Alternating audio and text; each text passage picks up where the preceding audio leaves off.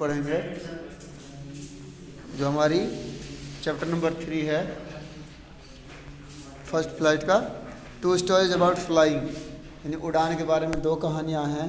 पहली है his first flight और दूसरी है ब्लैक एरोप्लेन, यानी काला हवाई जहाज़। तो अब हम पढ़ते हैं हिज फर्स्ट फ्लाइट। किताब में ध्यान होना चाहिए सबका।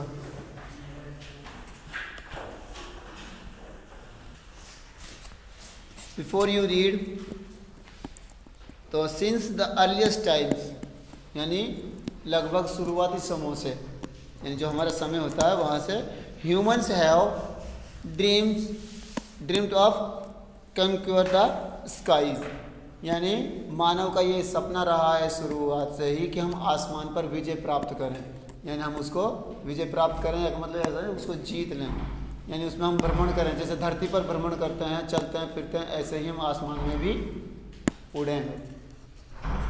Here are 2 stories about flying। यहाँ पर 2 कहानियाँ हैं जो उड़ान के बारे में हैं।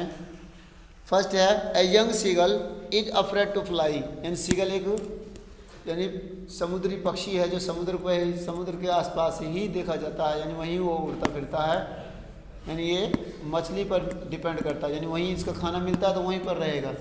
तो ये वह समुद्री पक्षी है seagull. How does he conquer his fear, यानी वो अपने डर पर कैसे काबू पाता है, यानी वो अपने डर पर कैसे विजय प्राप्त करता है। सेकंड है a pilot is lost in storm clouds, यानी एक पायलट है जो यानी तूफानी बादलों में कहीं अपना रास्ता भटक जाता है, खो जाता है। डज ही अराइव सेफ, क्या वो सही तरीके से यानी सुरक्षित तरीके से वो वापस आता है। हु हेल्प्स हिम, उसकी मदद कौन करता है। तो ये हमारी, अब हम पढ़ते हैं हिज फर्स्ट फ्लाइट को। The young seagull was alone on his ledge. Ledge बोलते हैं एक ऐसा किनारा जैसे हमारे पर्वत पहाड़ होता है, उसके जो उसमें पत्थरों पर थोड़े छोटे छोटे होल बने हुए होते हैं, उनमें जो पक्षी अपना घर बना लेते हैं, तो लेज बोलते हैं हम किनारे को, यानी एक वो पत्थर जहाँ पर उस सीगल पक्षी का घोंसला था और उस घोंसले पर वो रहता था।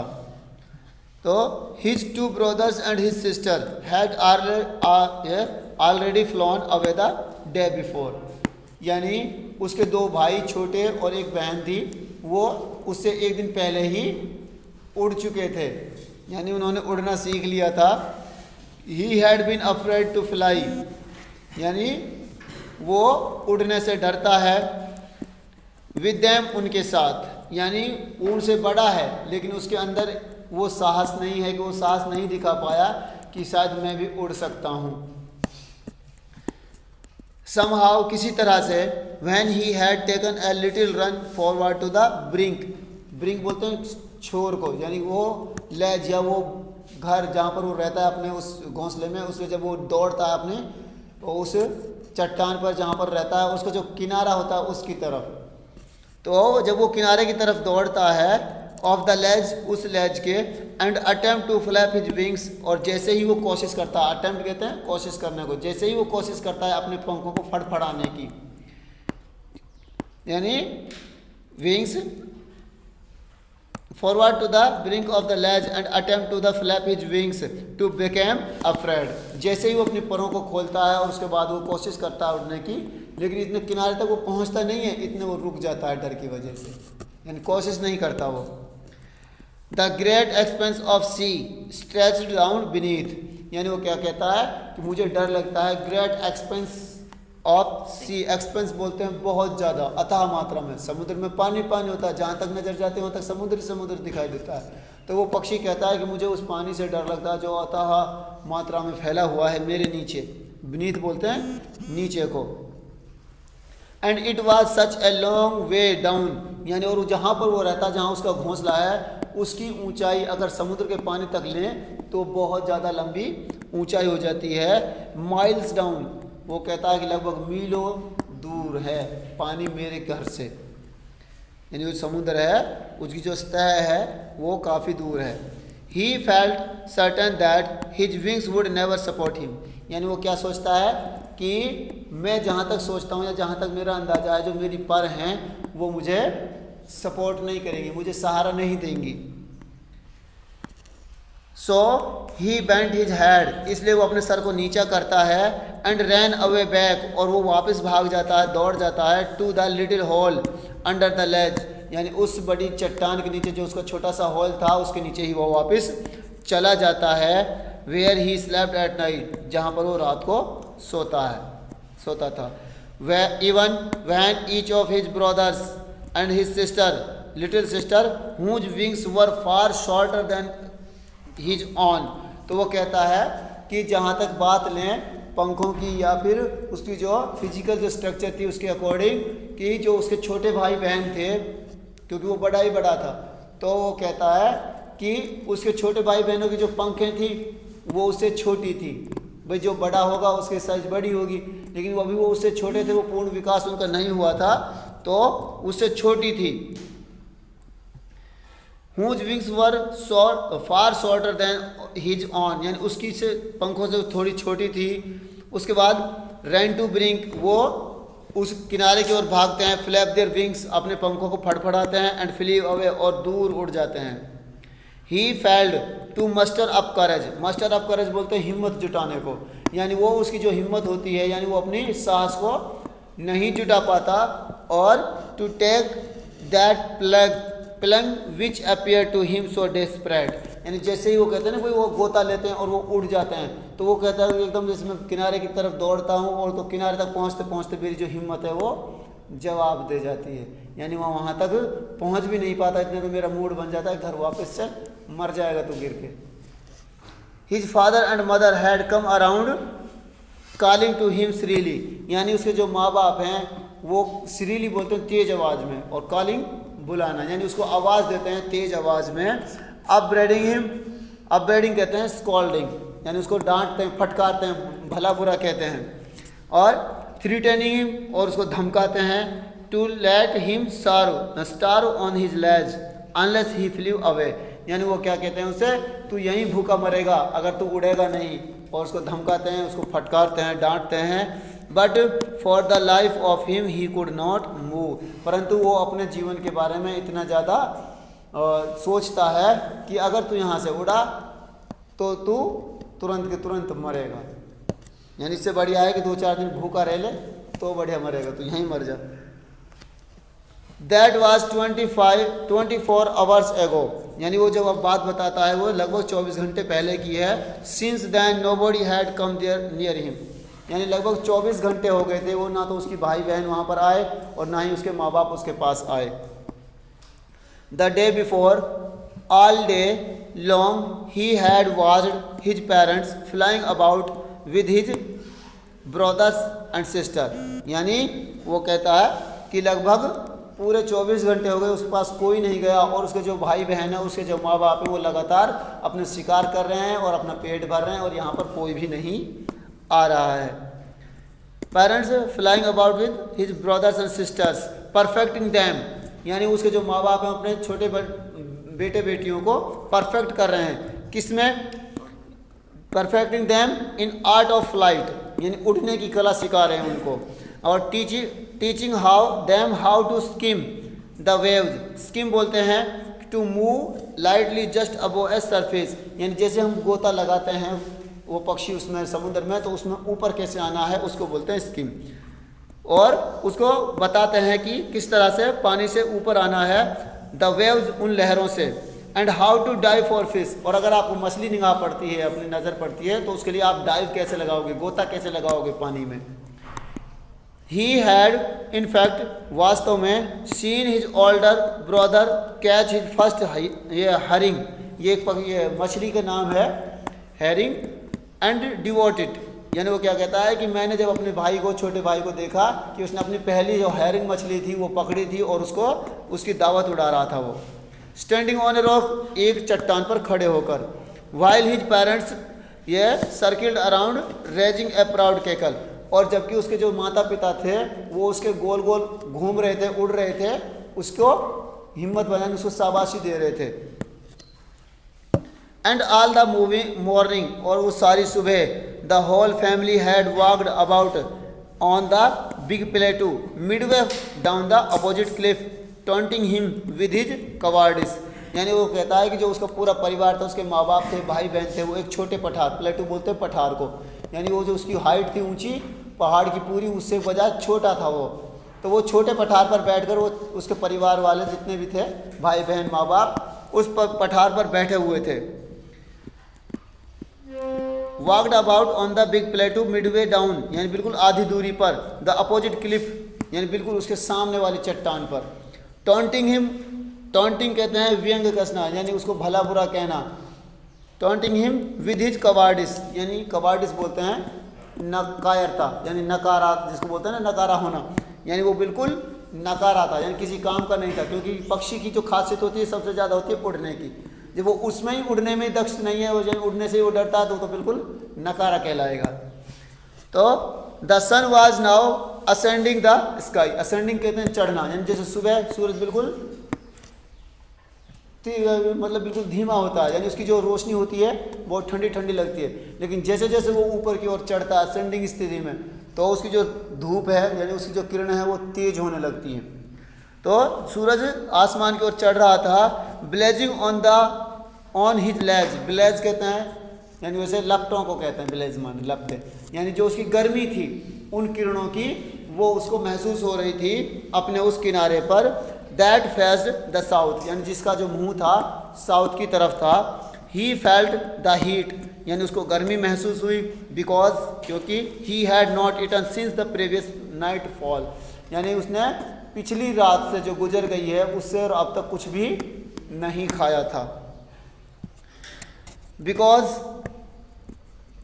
ही stepped slowly out to the brink of the ledge, यानी जो उसका किनारा था, जो चट्टान थी जिस पर वो रहता था, उसने धीरे धीरे हल्के हल्के कदमों से वो बाहर की ओर आता है अपने किनारे की ओर।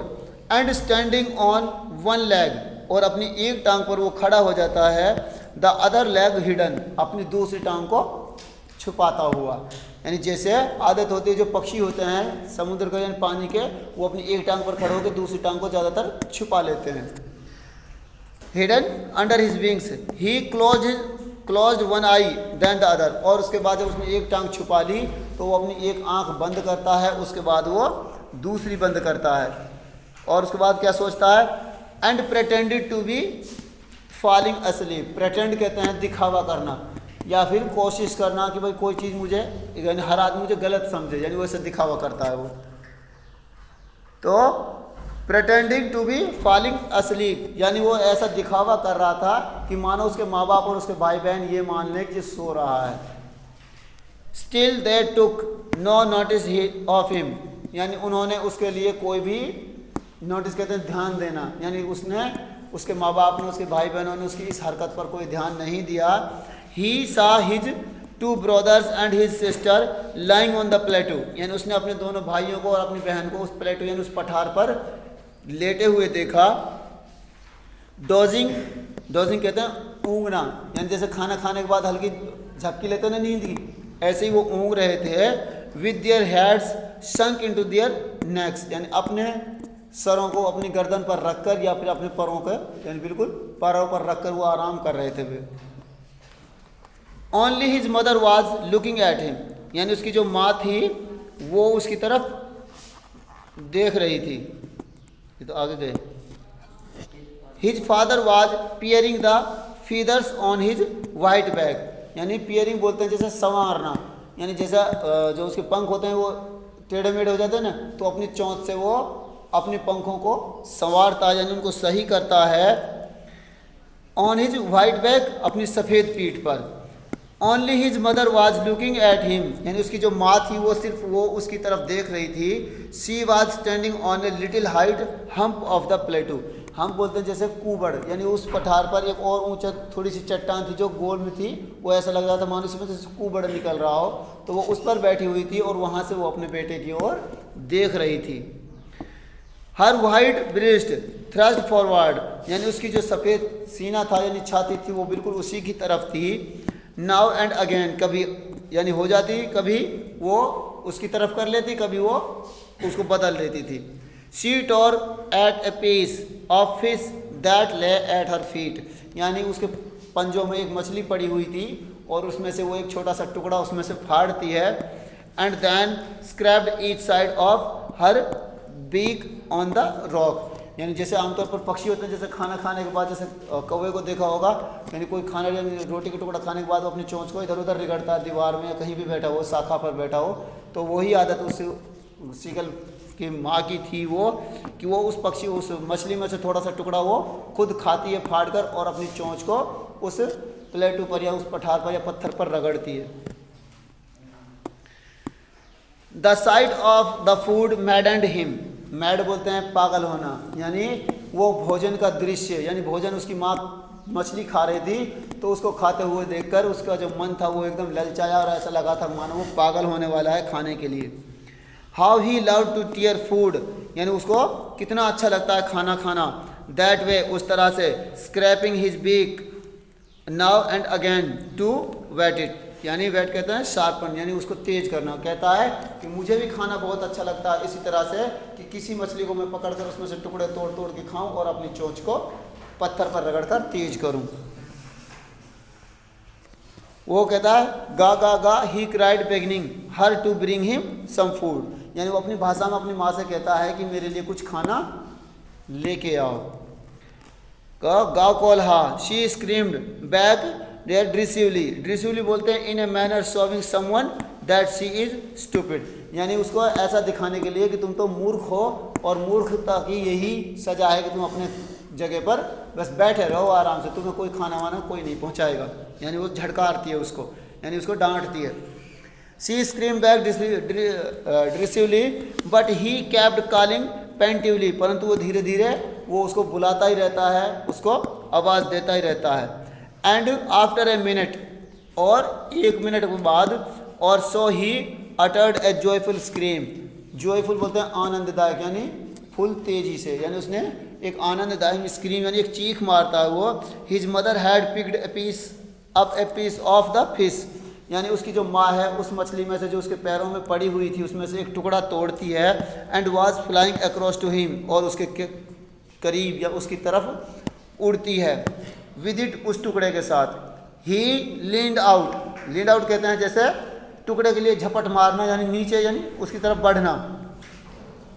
ईगरली, उत्सुकतावश, यानी जैसे उसकी माँ उसके लिए एक टुकड़ा लेके आती है तो उसको लगता है कि जो मेरी माँ है मेरे लिए खाना लेके आती है, और वो जहाँ पर बैठा हुआ होता है किनारे की तरफ वहाँ बढ़ता है। Tapping the rock with his feet, यानी वो अपने पैरों से उस चट्टान पर टैप करता है, टैप कहते हैं थपथपाना, यानी पंजों को मारता है। Trying to get nearer to her as she flew across, यानी जैसे उसके पास से वो उड़ रही थी तो अपनी माँ के वो ज़्यादा से ज़्यादा करीब जाना चाहता था, बिल्कुल किनारे तक। But when she was just opposite to him, और जब उसकी माँ बिल्कुल उसके सामने थी, ही हैटल्ड, यानी वो एकदम झपट मारता है या फिर एकदम कोशिश करता है उसको छीनने की, यानी उसके पास से जाने की। हर विंग्स मोशनलेसली, यानी मोशनलेस बोलते हैं यानी एकदम बिल्कुल वो उनको घुमाती नहीं है या उनको वो फड़फड़ाती नहीं है। The piece of fish in her beak, यानी वो मछली का टुकड़ा जो उसकी चोंच में था, almost within reach of his beak, यानी वो बिल्कुल उसकी चोंच के पास पहुंचने ही वाला था, यानी जो उसका लड़का था, यानी सीगल पक्षी था वो। He waited a moment in surprise, यानी वो कुछ पल के लिए रुकता है। वॉन्डरिंग, यानी ये यानी अचंबा होता है उसको कि क्यों रुकी है। Why she did not come nearer, यानी उसकी जो माँ है उसके ज़्यादा करीब क्यों नहीं आ रही है, यानी ये बात देखकर वो थोड़ा सा अचंभित होता है कि वो यहाँ तक जब उस टुकड़े को लेके आई है तो मेरे पास क्यों नहीं लेके आ रही है। एंड देन, और तभी, मैडन्ड बाई हंगर, यानी वो भूख से पहले ही पागल था। ही डाइव्ड एट द फिश, यानी डाइव कहते हैं उसने झपट्टा मारा या गोता लगाया उस मछली के टुकड़े के लिए जो उसकी माँ के पास था। विद ए लाउड स्क्रीम, जोर की आवाज़ के साथ, यानी चिल्लाहट के साथ। He fell outwards and downwards into space, यानी वो जगह जो उसकी चट्टान पर जहाँ पर वो रहता था और उसके बीच यानी समुद्र के बीच की जो दूरी थी उसमें वो बाहर आ जाता है अपने किनारे से। वो पहले तो एकदम बाहर आता है और बाहर आने के बाद फिर वो नीचे जाने के लिए रेडी रहता है, यानी वो आउटवर्ड बाहर आया and downwards into the space, और उस जगह में उड़ने लगा या उस जगह से वो गिरने लगा जहाँ पर वो समुद्र के ऊपर बिल्कुल नीचे की ओर जा रहा था।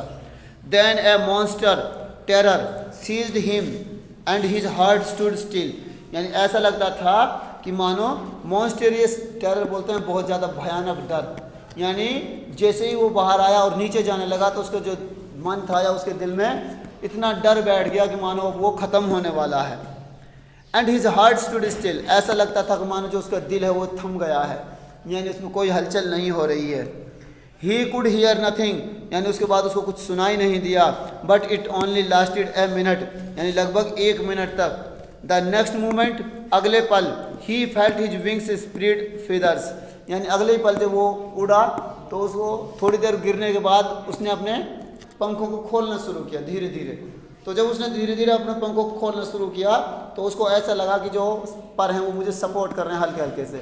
यानी एक बात यह है कि जैसे आदमी पैराशूट लेके ऊपर से गिरता है ना तो बहुत तेज गति से आता है, लेकिन जैसे ही वो पैराशूट को जब खोल देता है तो उसकी गति एकदम धीमी हो जाती है, स्लो हो जाता है, ताकि वो जोर से नीचे जाके ना गिरे। ऐसे ही जो ऐसे जो पक्षी होता है वो जब तक उसके जो पंख थे वो उसके चिपके हुए थे जब तक तेज गति से गिर रहा था, लेकिन जैसे ही उसके पंख उसके शरीर से हटने लगे तो उसकी जो गिरने की जो रफ्तार थी उसमें कमी आ जाती है। उसके बाद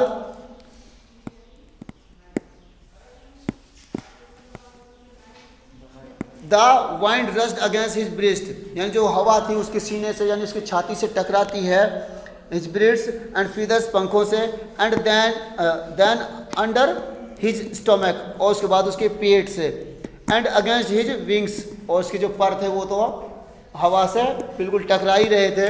he could feel the tips of his wings cutting through the air, और उसको ऐसा लग रहा था कि जैसे पक्षी उड़ते हैं तो उसके जो पंखों के टिप्स होते हैं, लास्ट का जो पार्ट होता है वो उसके पेट से या फिर उसके पंख आपस में ऊपर जब उनको फड़फड़ा रहा था तो वो ऊपर टच होते हैं। तो ऐसा लग रहा था कि वो जो पंखों के जो टिप्स थे यानी छोर थे उनको वो महसूस कर रहा था यानी अपने ऊपर जैसे टच हो रहे हों। He was not falling A head long now, यानी अब वो कह रहा है कि अब वो इतनी तेज गति से या फिर वो गिर नहीं रहा था, ऐसा लग रहा था कि मानो वो उड़ने की कोशिश कर रहा था। Now he was shoring gradually downwards and outwards, यानी वो जैसे वो इधर उधर भटक रहा था या फिर वो नीचे जा रहा था तो उसके लिए वो शोरिंग कहते हैं चिल्लाने को। आमतौर पर वो चिल्ला रहा था जब वो नीचे जा रहा था। तो he was no longer afraid, अब वो उसको ज़्यादा डर नहीं लग रहा था, यानी उसको जो डर था वो थोड़ा बहुत निकल गया। ही जस्ट फेल्ट ए बिट डिजी, डिजी बोलते हैं एक ऐसी स्थिति जिसमें आदमी अनकंफर्टेबल फील करता है, यानी एक ऐसी स्थिति या स्टेट जिसमें आदमी को जो उसकी अकॉर्डिंग टू सिचुएशन वो अपनी कंफर्टेबल वो फील नहीं करता था। An uncomfortable feeling of the spinning around and losing one's balance, यानी ऐसा लग रहा था मैं उड़ तो रहा हूँ लेकिन जो मेरा बैलेंस है वो सही नहीं बन रहा है, यानी कभी उधर चला जाता था कभी उधर चला जाता था। तो then he flap his wings, उसके बाद उसने अपने पंखों को फड़फड़ाना शुरू किया। वंस, एक बार, एंड ही सोर्ड अपवर्ड्स, और वो जैसे ही उनको पंखों को फड़फड़ाता है वो अपने आवाज़ निकालता है, चिल्लाता है गा गा गा गा, और ये गा कॉल हा, यानी वो अपने आम भाषा में अपने में बोलते हैं, उसके जो माँ बाप हैं वो उसको समझ लेते हैं। His mother swooped past him, यानी जैसे ही वो उड़ता है तो उसकी जो माँ है उसके बिल्कुल पीछे पीछे आती है, उसके बिल्कुल करीब ही। Her wings making a loud noise, यानी उसकी जो पंख हैं वो जोर जोर की आवाज़ें करते हैं। ठीक है, तो he saw his mother swooped past him her wings making a loud noise, यानी उसकी माँ उसके बिल्कुल पीछे पीछे आती है और वो देखती है कि उसके जो पंख हैं वो बहुत तेज आवाज़ कर रहे हैं, यानी जल्दी जल्दी फड़फड़ा रहा है उनको। एंड ही आंसर्ड हर, यानी उसने उसको जवाब दिया विद अनदर स्क्रीम, एक दूसरी चीख के साथ। Then father flew over him screaming, जब उसने दूसरी चीख मारी, दूसरी आवाज़ लगाई तो उसका जो पिताजी था वो उसके पास आ गया उड़ता हुआ। He saw his brother, two brothers and his sister, यानी उसने अपने दोनों भाइयों को अपनी बहन को उड़ते हुए देखा। अराउंड हिम, अपने चारों ओर, यानी curving and the banking and the shoring and diving. Curving बोलते हैं लीपिंग लाइक ए हॉर्स, यानी इधर उछल कूद करना, यानी हवाई हवा में कभी इधर से इधर चला जाना, यानी गोता मारना हवाई हवा में। तो वो कभी कर्विंग करते हैं और बैंकिंग, कभी वो झुकते एंड शोरिंग, चिल्लाते हुए, एंड डाइविंग, और गोता लगाते हुए। यानी उसको सिखा रहे थे कि तुम नीचे चलो, तुम्हें अब तुम उड़ना तो सीख ही रहे हो, बाकी सब कुछ सीख जाओगे। Then he completed forgot that he had not always been able to fly. यानी अब वो पूर्ण रूप से ये भूल चुका था कि तू भी कभी उड़ सकता है। यानी पहले वो ये सोचता था ना कि मुझे उड़ने से बहुत ज़्यादा डर लगता है, तो अब ये सोच रहा था कि मैंने कभी ऐसा सोचा ही नहीं था तू उड़ नहीं सकता। यानी उसके जो विचार थे, थॉट्स थे, वो बदल जाते हैं। एंड कमांडेड हिमसेल्फ, और अपने आप को, यानी वो आदेश देता है himself to dive and the shore and the curve shrieking and shrilly. यानी वो कहता है कि अब मैं डाइव भी लगाऊंगा, इधर उधर चिल्लाऊंगा भी, और गोता भी मारूंगा, और अपने आप में मछली भी पकड़नी मुझे डाइव लगा कर। तो वो बता he was near the sea now. यानी अब वो बिल्कुल समुद्र के करीब पहुंच चुका था। यानी गिरते गिरते, अब तक वो गिर रहा था हवाई हवा में था, यानी काफ़ी ऊंचाई पर था वो समुद्र से। He was near the sea now, यानी अब वो बिल्कुल समुद्र के पास था। फ्लाइंग स्ट्रेट ओवर इट, यानी वो बिल्कुल उसके ऊपर उड़ रहा था।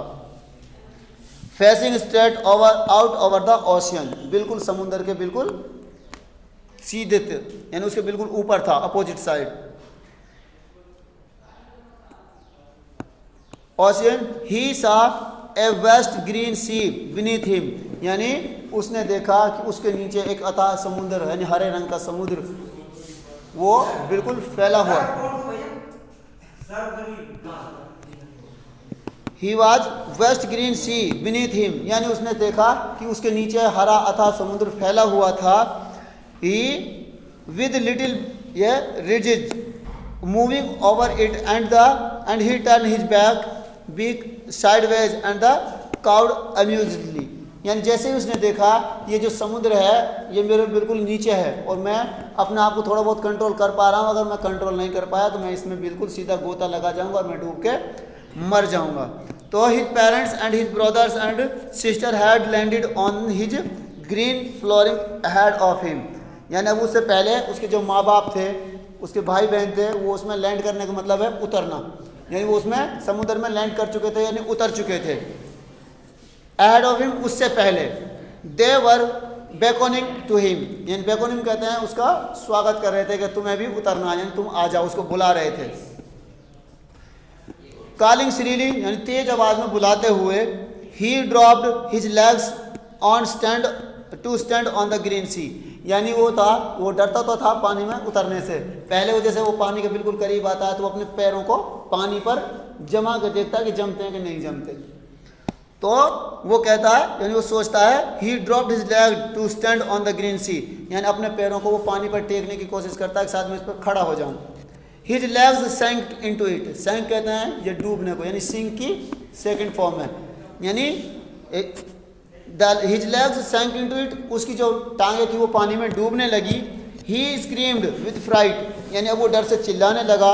And attempt to rise again, attempt to rise कहते हैं दोबारा से उड़ने की कोशिश करना, यानी उसने उस पानी पर पैर रखकर दोबारा से उड़ने की कोशिश की। फ्लैपिंग हिज विंग्स, अपने परों को फड़फड़ाते हुए। But he was tired, tired कहते थके होना, यानी वो बहुत ज़्यादा थक चुका था।